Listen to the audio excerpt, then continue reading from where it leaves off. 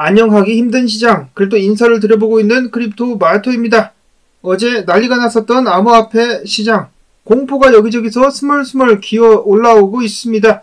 자, 그러나 호랑이 굴에 물려가도 정신만 똑바로 차리면은 호랑이 간을 빼먹는 것이 가능하다라는 말이 있을 정도로 위기는 기회가 될 수도 있겠습니다. 자, 어찌됐든지 간에 오늘 준비한 소식들 하나둘씩 살펴보도록 하겠는데요. 오늘 일단 시작은 괜찮습니다. 상큼하게 달러가 가라앉아주면서 미국 증시는 상승, 일제히 상승하는 모습 보여지고 있으며 비트코인 같은 경우는 왜 그러냐, 너 혼자서 왜 그래? 56,564달러에서 거래가 진행이 되고 있습니다. 이더리움도 3,000달러를 내주면서 2,987달러.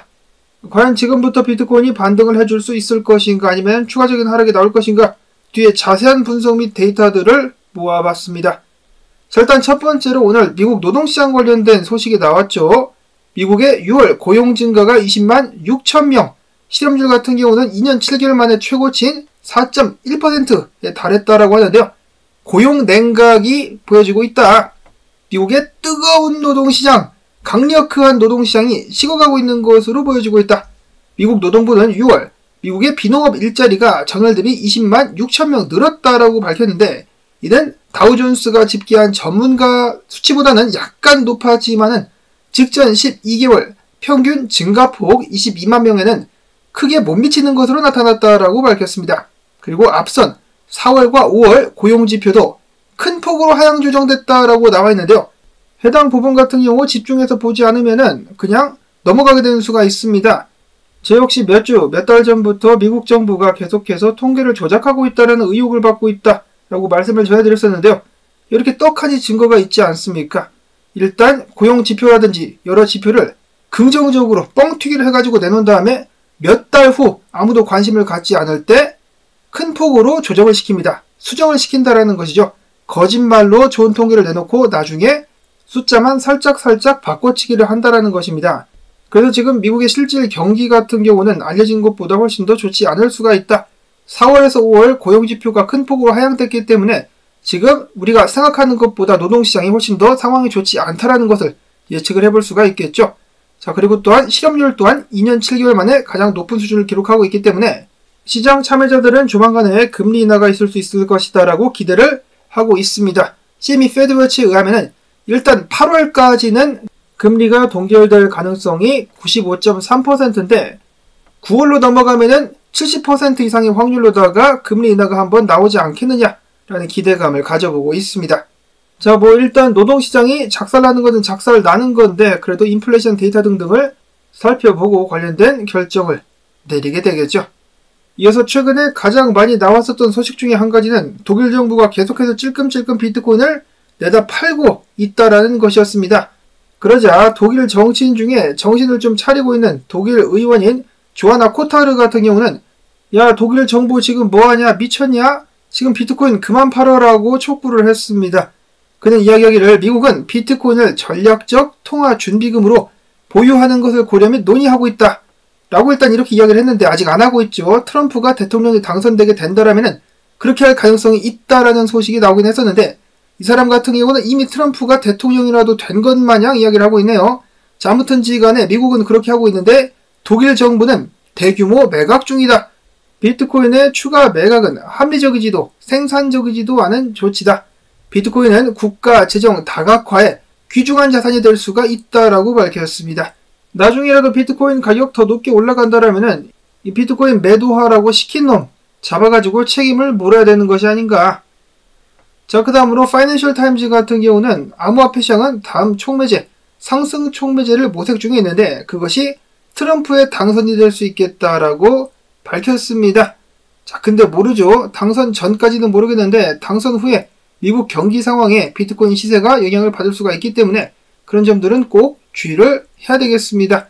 자, 한편 바이든 같은 경우는 최근에 미국 민주당에서 새로운 대통령 후보를 내세워야 되는 것 아니냐라는 말이 나오고 있는 것 같은데, 이를 일축하면서 나는 아직 건재하다라고 밝혔다라는 소식이 나왔습니다. 아마도 바이든이 아니라 바이든 와이프인 질 바이든이가 뒤에서 시키고 있는 것이 아니냐라는 그런 의혹들이 나오고 있습니다. 자, 어찌됐든지 간에 바이든은 아직까지는 물러날 생각이 없다라고 하네요. 자, 그 다음으로는 마운트 곡수입니다. 마운트 곡수가 드디어 비트코인 및 비트코인 캐시 채권자 상환을 시작했다. 그래서 이번 달부터 10월 말까지죠. 14만 2천 개의 비트코인, 14만 3천 개의 비트코인 캐시를 채권자들에게 상환할 예정으로 나타났습니다. 그러자 관련해가지고 공포 조장 관련된 발언들이 계속해서 나오고 있는데요. 암호화폐 분석가 중에 제이콥 킹이라는 사람 같은 경우는 마운트 곡수 상환되는 이 14만 개가량의 비트코인 중에 99%가 매도가 될 수 있다라고 으름장을 놨습니다. 왜 그렇게 될 것인가에 대해서는 구체적인 의견은 없죠. 그렇지만 그가 봤을 때 지금 암호화폐 시장의 비트코인 수요는 낮기 때문에 해당 매도와 함께 비트코인은 가혹한 하락장으로 다시 빠져들어가게 될 수 있겠다라고 이야기를 했습니다. 겁을 팍팍팍팍 주고 있죠. 그런가 하면은 본인을 마운트 곡수 채권자라고 밝힌 트위터 사용자 @voiceonfaith 같은 경우는 이야기를 현재까지 수령한 상환액으로 추산을 해봤을 때 파산 당시 보유량의 13% 정도만 회수가 된 것 같다. 즉 마운트 곡수는 코인 상환을 선택한 채권자들의 자산을 2017년경 시세, 즉 비트코인 개당 481만원 기준으로 환산해가지고 상환액을 책정하고 있는 것으로 보인다. 이러한 예측이 맞다라면 채권자들은 마운트 곡수 파산 당시 플랫폼에 묶였던 코인 수의 14% 상당만 돌려받을 수 있을 것으로 보인다라고 이야기를 했습니다. 자, 물론 확인이 된 사실은 아닙니다만 정말 이렇게 된다라면 채권자들은 화가 단단히 날 것 같은데요. 강제 존버가 아니라 그냥 강제로 돈을 빼앗았다가 돌려주는 그런 격이 될 것 같습니다. 이어서 이번 비트코인 하락에 대해서 샘슨 무 블록스트림 출신으로서 엘살바도르가 비트코인을 받아들일 때 고문 역할을 해가지고 유명해진 샘슨 무 같은 경우는 비트코인은 원래 가격이 지금 10만 달러 이상까지 올랐어야 된다. 이번 하락은 사기다라고 주장을 했습니다. 굉장히 화가 많이 난 것 같죠? 마치 한국 드라마에 나올 법한 이 결혼은 무효야! 라고 외치는 것과 비슷하지 않나. 어찌됐든지 간에 그는 말하기를 이번 비트코인 하락은 인위적으로 만들어진 가격 억제다. 유동성이 낮은 연휴 기간에 독일의 정부의 지갑과 마운트 곡수의 채권 상환이 어떻게 동시에 이루어질 수가 있겠느냐. 이것은 조작된 것이다 라고 주장을 했습니다. 여러분들께서는 어떻게 생각을 하십니까? 과연 인위적으로다가 비트코인 가격을 지금 낮추고 있는 것일까? 자, 그럼에도 불구하고 긍정적인 소식이 한 가지가 있는데요. 인간지표가 떴습니다. 비트코인 하락 때마다 바닥을 알려주는 인간지표인 피터 시프가 글을 남기면서 비트코인 가격이 더 떨어지게 될 것이다 라고 저주를 퍼부은 것인데요.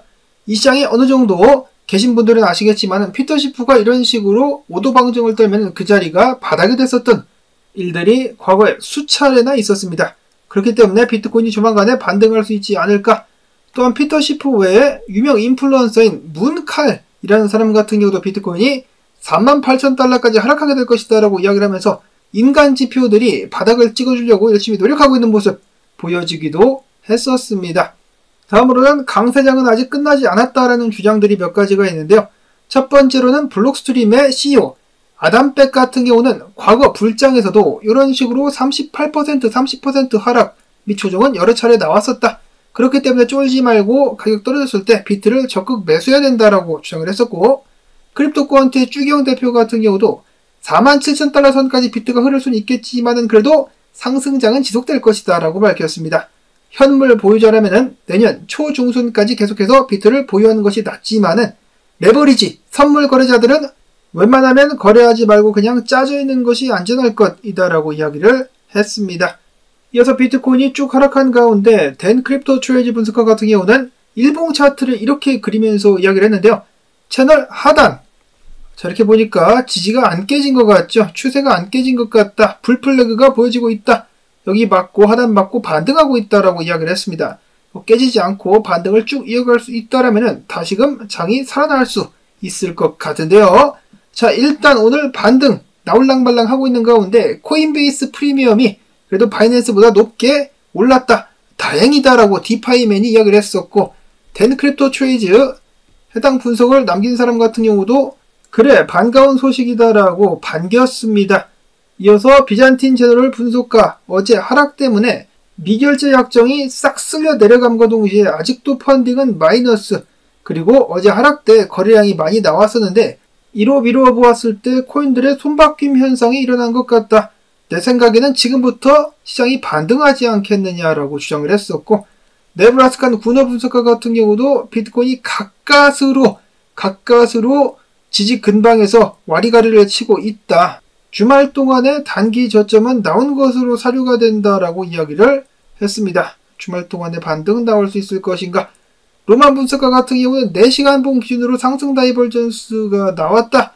이런 식으로다가 반등했다가 자리를 지키면서 나중에 추가적인 상승을 이어갈 수 있지 않겠느냐라고 이야기를 했었고, 매크로 CRG 분석가 같은 경우는 비트코인의 1봉 기준으로 상승 다이버전스가 생성이 되고 있다. 아직 확정은 아니지만은 나중에 확정되게 된다라면은 반등을 위한 강한 시그널이 될 수 있을 것이다. 과거에 이런 식으로다가 일본 기준으로다가 상승 다이버전스 나왔을 때 비트코인 가격은 크게 상승을 했었다라고 이야기를 하면서 희망의 끈을 이어갔습니다. 이어서 트레이더 엑소 분석가 같은 경우도 비트코인이 만약에 57,000달러 그리고 60,000달러 이 두 개의 저항만 뚫을 수 있다라면은 전고를 돌파하는 것도 충분히 가능하다라고 이야기를 했습니다. 이것이 만약에 와이코프 이론의 재축적 차트일 경우 어제 하락이 스프링이 되면서 더욱더 세게 치고 올라갈 수 있다라는 것이죠. 아직 상승의 꿈은 끝나지 않았다. 이렇게 될 가능성이 있다라고 합니다. 달러가 계속해서 내려와 준다라면 충분히 비트코인 강하게 반등할 가능성 있을 것 같은데요. 끝까지 포기하지 말고 지켜보도록 하겠습니다. 자, 그리고 이더리움 같은 경우도 일봉 차트상에서 2023년 8월 이후 가장 낮은 RSI를 기록을 했다. 엄청난 과매도 상황이다라고 이야기하면서 이는 확실한 시장의 항복을 시사한다라고 밝혔습니다. 바닥 찍고 좀 가즈아라고 외쳐보고 있다라는 것이고, 또 다른 알트코인으로는 티아 알트코인 일봉을 봤을 때 트위저럴 탑 패턴이 나오게 되면서 지금부터 일봉 마무리가 잘 된다라면은 추가적인 반등이 나올 수 있을 것이다라는 예측 나오기도 했었습니다. 자, 그 다음으로는 국내에서 많은 사람들이 투자하는 것으로 알려진 아스타 같은 경우도 앞으로 1, 2주 후에 아스타 및 소니의 합작사 리브랜딩이 발표되게 될 것이다 라고 밝혔습니다. 과연 가격 반등까지 이어질 수 있을 것인지 지켜봐 주시기를 바라면서 저는 오늘 여기서 인사를 드리도록 하겠습니다. 주말 동안의 비트코인의 반등 응원을 해보며 나온 정보들 도움되셨다면 힘내자라는 의미에서 토마토 채널 도와주기, 광고 영상 한 편만이라도 마지막까지 틀어주기 꼭꼭 여러분들께 부탁을 드리며 저는 다음에 새로운 소식 가지고 인사를 드리도록 하겠습니다. 안녕히 계십시오.